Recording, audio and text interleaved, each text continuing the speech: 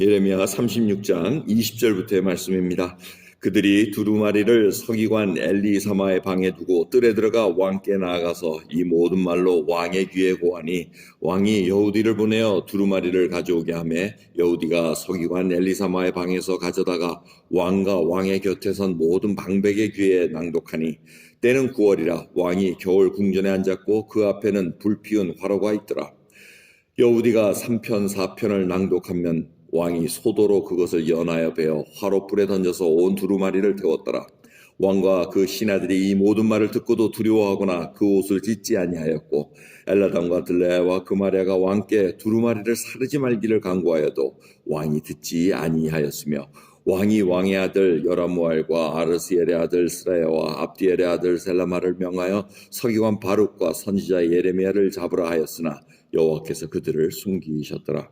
왕이 두루마리와 바룩이 예레미야의 구전으로 기록한 말씀을 불사른 후에 여호와의 말씀이 예레미야에게 임하니라. 가라사대 너는 다시 다른 두루마리를 가지고 유다왕 여호와김의 불사른 첫 두루마리의 모든 말을 기록하고 또 유다왕 여호와김에 대하여 이같이 말하기를 여호와의 말씀에 그가 이 두루마리를 불사르며 말하기를 내가 어찌하여 바벨론 왕이 정령이 와서 이 땅을 멸하고 사람과 짐승을 이 땅에서 없어지게 하리라 하는 말을 이 두루마리에 기록하였느냐 하도다. 그러므로 나 여호와가 유다왕 여호와김에 대하여 이같이 말하노라. 그에게 다윗의 위에 앉을 자가 없게 될 것이요 그 시체는 버림을 입어서 낮에는 더위 밤에는 추위를 당하리라. 또 내가 그와 그 자손과 신하들을 그들의 죄악을 인하여 벌할 것이라. 내가 일찍 그들과 예루살렘 거민과 유다 사람에게 선포하였으나 그들이 듣지 아니하고 그 모든 재앙을 내리리라 하셨다 하라. 이에 예레미야가 다른 두루마리를 취하여 네리야의 아들 서기관 바룩에게 주매 그가 유다왕 여호와김의 불사른 책의 모든 말을 예레미야의 구전대로 기록하고 그 외에도 그 같은 말을 많이 더하였더라. 아멘. 바룩이 받아 쓴 그 두루마리를 이제 여호와김 왕이 듣게 됩니다. 근데 왕의 듣는 그 후의 태도가 어떻습니까? 듣는 족족 칼로 쫙쫙 찢어가지고 화로에 던지는 그런 모습입니다. 그 세 명이 그러지 마십시오. 태우지 마십시오. 이렇게 얘기해도 듣질 않고 마음이 완악해져서 바룩과 예레미야를 잡아넣으라고 이렇게 명령을 내립니다. 근데 하나님께서 감추셨다는 겁니다. 그리고 후에 하나님께서 다시 예레미야에게 그 전에 쓴 두루마리 다시 그대로 쓰고 또 해서 이 여호와김의 그 마지막 때를 알려주면 너 후에는 왕에 앉을 자가 없을 것이고 또 시체는 지금 밖에서 아주 추위와 이런 아주 좋지 않은 죽음을 당하고 그 시체도 버림을 받을 것이라는 얘기를 합니다. 그래서 예레미야는 그대로 또 다시 새로운 두루마리 속에 그 말을 적어놓고 저희가 이제 예레미야를 이렇게 대면하게 되는 것을 볼 수가 있습니다. 오늘 말씀을 통해서 정말 여호와김이 왜 그렇게 하나님의 말씀을 부정하고 듣지 않았을까?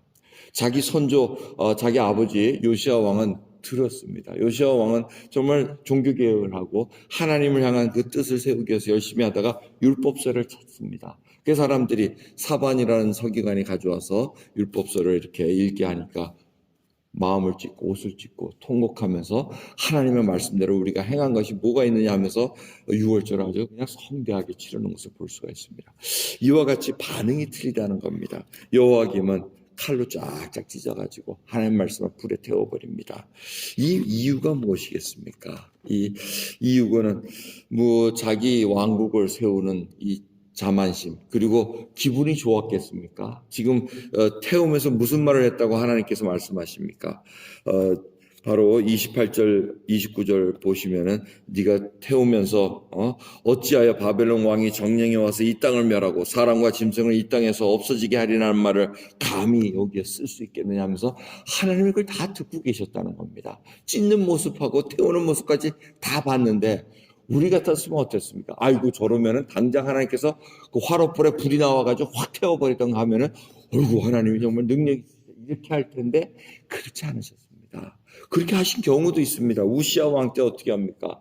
우시야 왕이 감히 하나님 그 제사장 직분을 넘봐가지고 향로에 이렇게 불 비다가 제사장들이 그러지 마십시오 하니까 뭐야 하고 하다가 어떻게 합니까? 문둥병이 딱 발해버립니다. 그러면 얼마나 속이 시원하겠어요. 하나님 살아. 근데 하나님 대부분 그렇게 안 하십니다. 여러분, 이게 바로 하나님의 은혜라는 것입니다.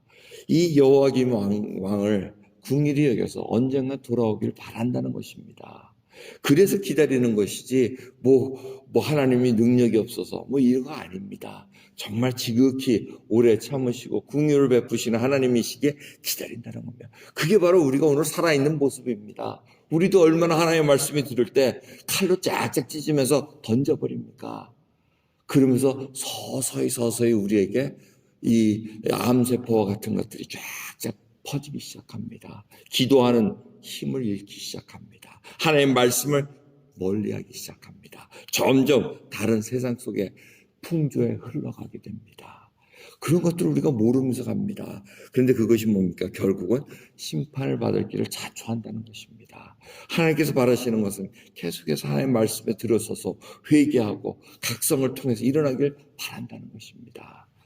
이 월요일마다 제가 수업을 듣는데 이 미국 땅도 1957년 빌리 그램 그 대중 집회가 양키스 스테디움에 있었습니다. 그래서 그 장면을 이렇게 보여주는데 10만 명이 넘는 그 스테디움이 꽉 찹니다. 그냥 하나님이 그 말씀을 듣기 위해서 그때 당시에 사람들이 다 학했다는 겁니다. 57년도에 우리가 생각할 때는 우리 먹고 살기 힘든 대한민국 그 시절이니까. 근데 미국 땅도 굉장히 어려웠던 모양입니다.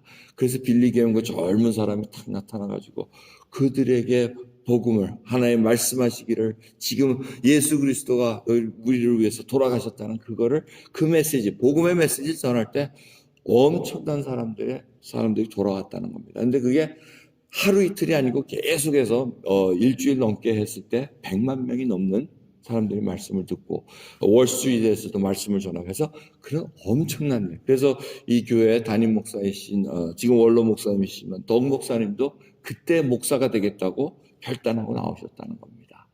이런 일로 통해서 쫙 부흥의 물결과 정말 말씀이 전해졌다는 것을 봅니다. 근데 지금 돌아와서는 어떻게 됩니까? 지금 하나님의 말씀이 정말 헌신짝까지 버려져 있습니다. 불에 태워진 것들이 많이 있습니다. 이걸 하나님의 지금 오래 참으시라는 것을 볼 수가 있습니다.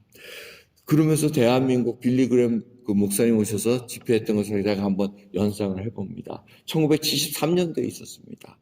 100만 명의 인파가 여의도에 쫙 모여. 그때 73년도 5.16 때 시작했는데 그때 어디 계셨는지 아세요?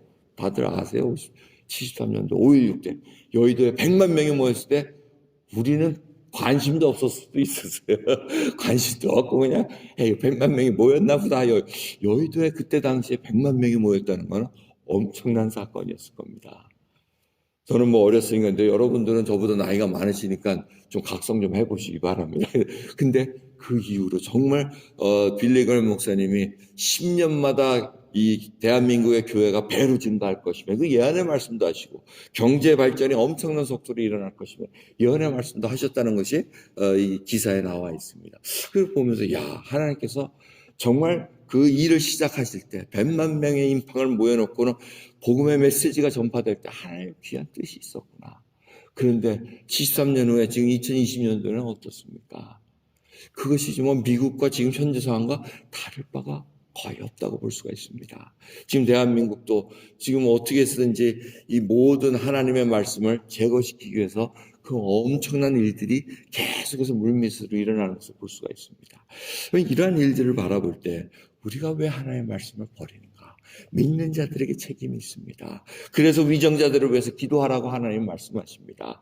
정치 지도자가 제대로 하나님의 말씀을 두려워하지 않고 준행하지 않으면 평화가 없습니다. 어지러움 밖에 없습니다. 그래서 우리는 계속 기도해야 됩니다.